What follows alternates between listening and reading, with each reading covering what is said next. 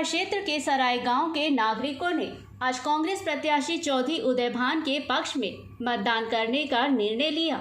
सराय गांव में नगर परिषद होडल के पूर्व अध्यक्ष राजगोपाल के पहुंचने पर नागरिकों के द्वारा उनको डीजे तथा बाइक के काफिले के साथ जनसभा स्थल तक लाया गया। गांव के सरपंच के द्वारा गांव की ओर से राजगोपाल को पगड़ी बांध व 1,51,000 रुपए की नोटों की माला पहना करके चौधरी उदयभान के पक्ष में मतदान करने का आश्वासन दिया। उन्होंने कहा कि सराय गांव के नागरिक एकजुट होकर के चौधरी उदयभान के पक्ष में मतदान करके उनको भारी मतों से जिताने का कार्य करेंगे। इस अवसर पर राजगोपाल ने ग्रामीणों के द्वारा किए गए भव्य स्वागत पर उनका धन्यवाद करते हुए कहा कि ग्रामीणों के द्वारा जो ये स्वागत किया गया है वे इसको कभी नहीं भूल पाएंगे। उन्होंने ग्रामीणों से अपील करते हुए कहा कि वे कांग्रेस पार्टी के प्रत्याशी चौधरी उदयभान को भारी मतों से जिता करके विधानसभा में भेजने का कार्य करें। राजगोपाल ने कहा कि चौधरी उदयभान के जीतने के बाद हरियाणा में कांग्रेस पार्टी की सरकार बनने पर उनको एक महत्वपूर्ण पद मिलेगा। पद मिलने के बाद चौधरी उदयभान द्वारा होडल विधानसभा क्षेत्र में उद्योगों को लगाया जाएगा, जिससे यहां के बेरोजगार नौजवानों को रोजगार मिलेगा। इसके अलावा सरकारी नौकरियों में भी होडल विधानसभा क्षेत्र के युवाओं को पक्की नौकरी लगाई जाएगी। उन्होंने कहा कि होडल विधानसभा क्षेत्र के नागरिकों के लिए ये एक सुनहरा मौका है।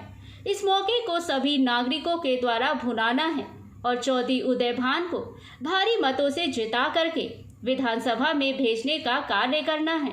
उन्होंने कहा कि चौधरी उदयभान को प्रदेश अध्यक्ष बना करके जो मान सम्मान कांग्रेस पार्टी द्वारा प्रदान किया गया है वे किसी दूसरी पार्टी के द्वारा किसी भी नेता को अभी तक प्रदान नहीं किया गया है।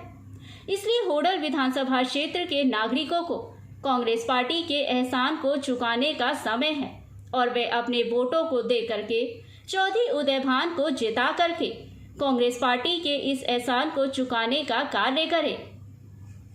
होडल से हुकुम गोला की रिपोर्ट। क्या नाम है जी? राजगोपाल।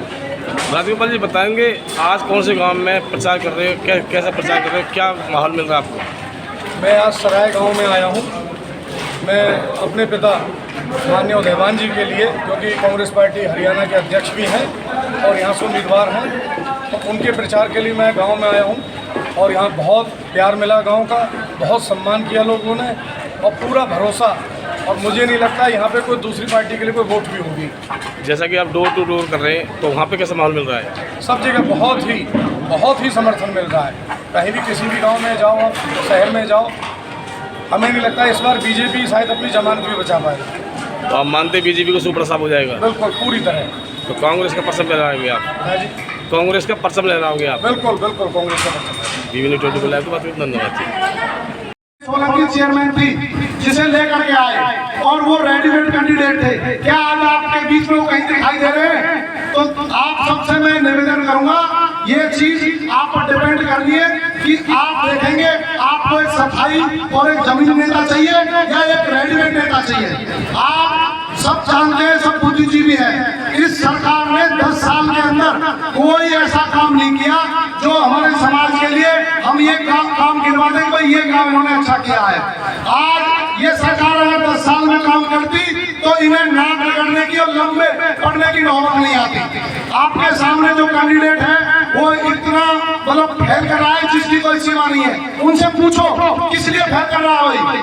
अगर आपकी सरकार 10 साल सत्ता में रही है, काम किए होते तो ये नौबत नहीं आती। मैं आप सबसे निवेदन करूंगा कि ये सरकार 10 साल के अंदर इसने चाहे कितने भी वर्ग हैं, उन्होंने आंगनबाड़ी वालियों को पीटा, इन्होंने सरपंचों को पीटा, इन्होंने नंबरदार को पीटा, इन्होंने किसान को पीटा, इन्होंने किसी को नहीं बख्शा।